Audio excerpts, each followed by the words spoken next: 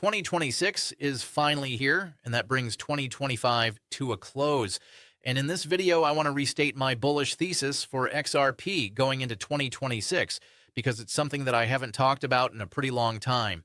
I like to talk about different aspects of XRP, talk about what XRP could potentially do to certain areas of the financial system, but I can't remember the last time I came out on YouTube and just put my entire bullish thesis out behind XRP. So as a little New Year's Eve present, that's what we're going to jump into. And guys, I want to start off and say thank you so much to everyone in the community who supported me through all these years. It's been a crazy ride and a especially crazy close to 2025. But here's to putting a lot of that behind us into 2026. So in this video, we're going to jump into my full bullish thesis for XRP. Make sure to stick around for this whole thing. You're not going to want to miss it. Like always, your support means so much to this channel. Thank you to everyone who takes the time to like these videos and subscribe to the channel. These two simple things really do help me out so much. Also, if you have any good place to buy some XRP, make sure to check out my favorite exchange upload down in the description of this video. That said, let's jump right into it. And I hope you guys enjoy the content because, like I said, let's jump right into the video and talk about XRP 2026 and my full bullish thesis for XRP. Now, I want to start off and talk about something that I believe is pretty interesting in the grand scheme of things, which is how is my XRP thesis held up to date in comparison to what I thought was possible when I got into XRP. When I first got into XRP, honestly, I was still kind of a disbeliever in the entire cryptocurrency industry. I had some Bitcoin, I had some Ethereum, but I didn't really see the full picture. Bitcoin was interesting to me because of its issuance and its decentralization, but it never made sense to me as any form of currency because it was so slow and there's not much you could do to it. Ethereum kind of took that role. I was like, oh, this can do smart contracts and that's cool. But it still just seemed to be like a beta test coin, right? Like all these issues with staking and then they're merging and splurging and whatever weird name they came up with, and Metallic was running around in a unicorn suit. And I was like, this doesn't really feel like the future of finance. And then I came to the XRP side of things, and it was hard at first because there was so much FUD around XRP, so many crazies in the XRP community, whether people were talking about riddles or who knows what. It was all these different things being thrown at me, and I was like, what's real here? It wasn't until I started listening to very early videos of David Schwartz and Brad Garlinghouse, pretty much whatever video I could find talking about the future of Ripple and XRP. And one of the things that I've learned throughout my years in investing is, you don't have to necessarily be a David Schwartz, an Elon Musk, a Brad Garlinghouse to make a whole bunch of money. You can either be the guy with the good ideas and willing to bet their entire net worth on making that idea successful, or you can be a guy who recognizes great ideas and jump on board and say, all right, I'm going to go along for the ride with these people. And, it was one of the things that really changed my perspective on Ripple and XRP was listening to Brad Garlinghouse, Chris Larson, David Schwartz talk about XRP in those early days. They used to be a lot more candid with how they thought. They used to be able to really say things outright without the risk of a regulatory agency writing it down and putting it in a lawsuit, completely rephrase, cut out of all context and saying, look, these are bad people, right? It's kind of crazy.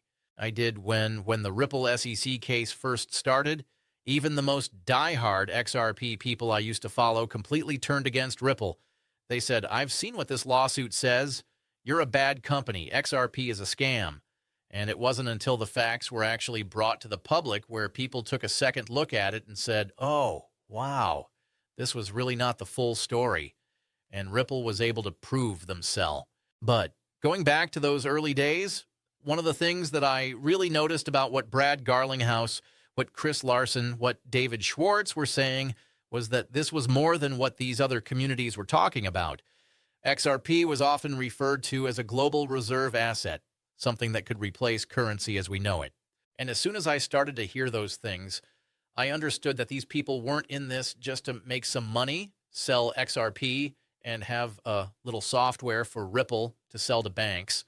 They were targeting a new globally respected, systemically important asset.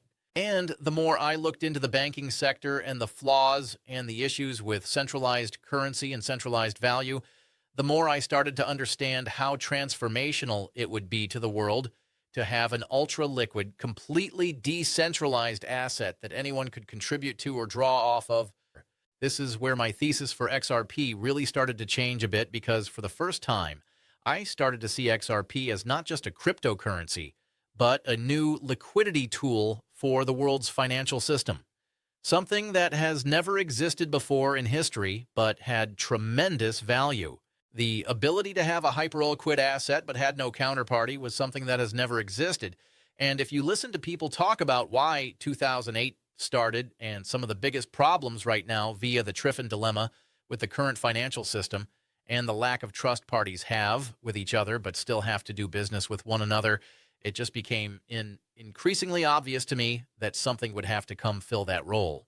I watched a lot of different innovations happen in the world, right? Whether that was electric cars and autonomous driving taking off, whether it was the internet, whether it was AI, all these different things. And they disrupted different aspects of the world as we know it today.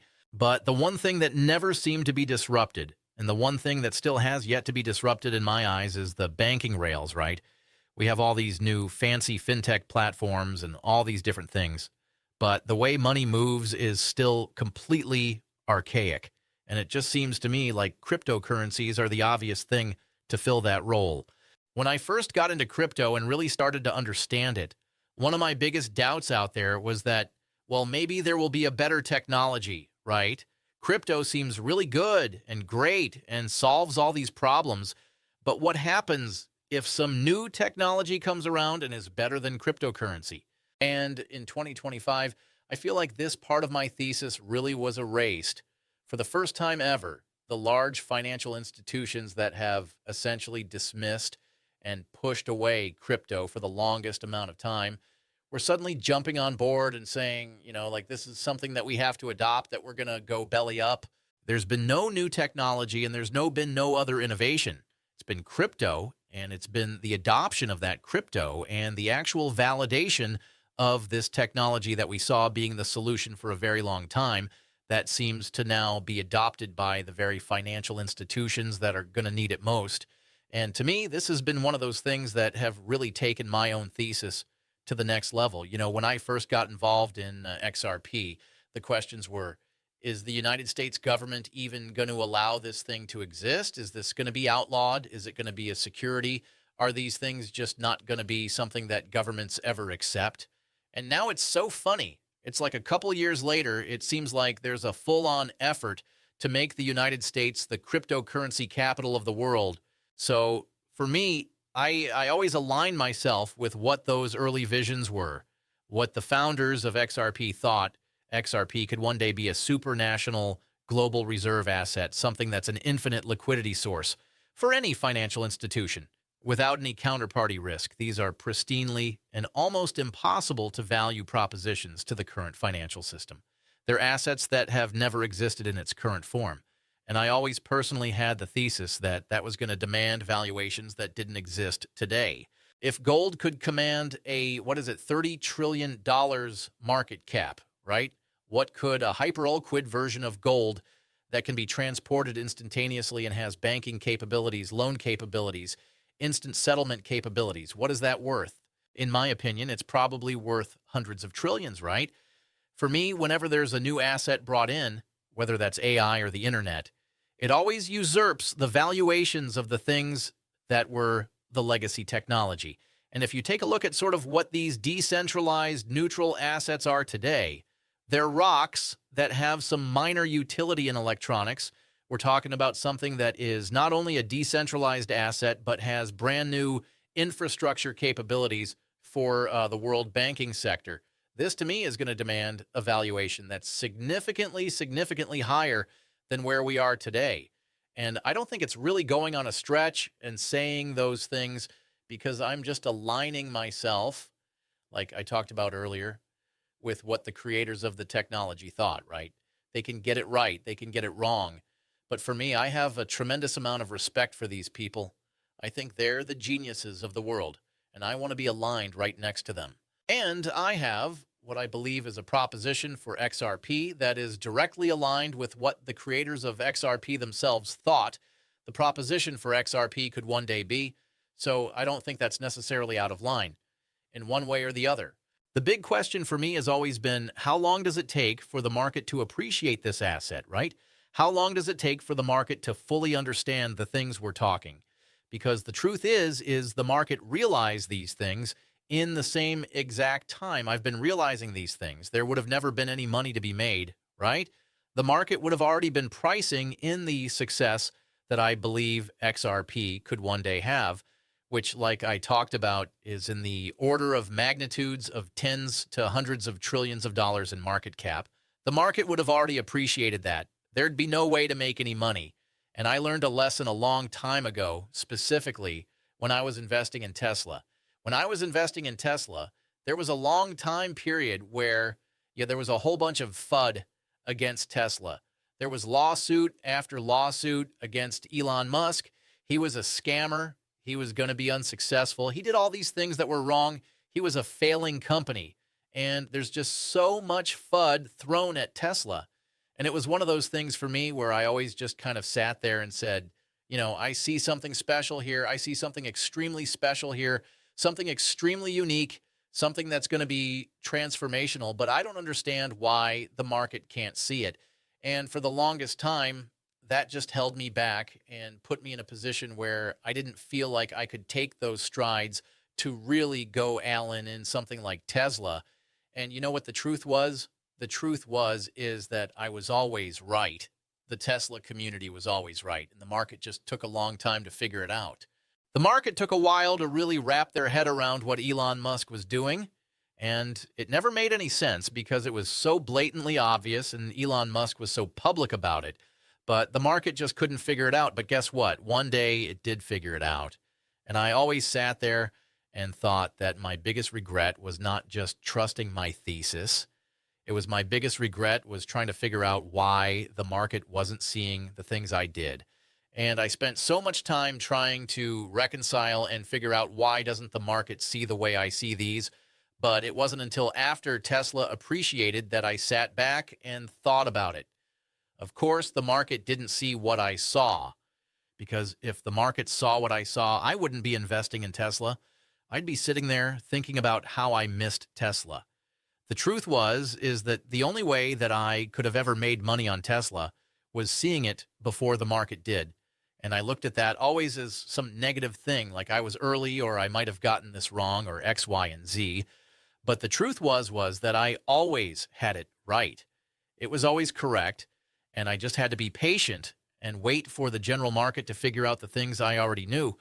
So I always made a promise to myself that I wouldn't make that mistake again, that I would never end up in a position where I was so worried about what the market was thinking on any given day, week, or year, that I would lose sight of the things that I think are going to happen based off my own independent thesis. And there's nothing really more that matters to that. As long as I feel like I'm fairly analyzing markets, fairly analyzing an investment, fairly analyzing the possible tan bullish thesis for what an asset could become, that's really the most I can do. It's really up to that asset then to go prove itself, to go fill those roles, to go fill that demand, and make the rest of the market understand it. And at the end of the day, my thesis can be undervaluing XRP. It could be overvaluing XRP. But I'm never going to know until time takes its course and time plays out. So far, everything I have seen, like I talked about earlier, has been in a massive direction towards me being ranked. I mean, like I said, when I first got into XRP, I was like, this company's getting sued. Everyone's saying XRP is a scam. All these people are bagging on XRP, saying the technology sucks. The United States is trying to ban. Like, it was like the worst case scenario possible. And now I look back at it and just like laugh. It's like, what could even be thrown at XRP at this point that could possibly invalidate my thesis, when the concerns back then were 1,000-fold what we're dealing with today. So just to sit back and look at my bullish thesis for XRP is really as a global reserve neutral asset that's infinite liquidity that anyone can plug into and draw off at any given time without having to trust any individual counterparty to create interoperability of liquidity across the global financial system that isn't owned or controlled by any single person. I believe that alone puts XRP at a price that's unfathomable compared to where it is today. And that's just because the market hasn't appreciated any of those things. Even most of the people in the XRP community still look at XRP as a payments token. We're so early to this thing. And my bullish thesis for XRP is simply for XRP to fill that role, for XRP to elevate itself and become more and more pristine liquidity and have more partnerships and more interoperability with the large financial institutions. Because to me, that just takes XRP closer and closer to becoming what I think it one day will become. And the more obvious that is to the masses, the more XRP is going to appreciate and reflect that value. Right now, I understand I'm early, and I'm certainly never going to make the mistake again to thinking that me early means that I'm wrong. What it really means is that either XRP is going to prove me right or XRP is going to prove me wrong.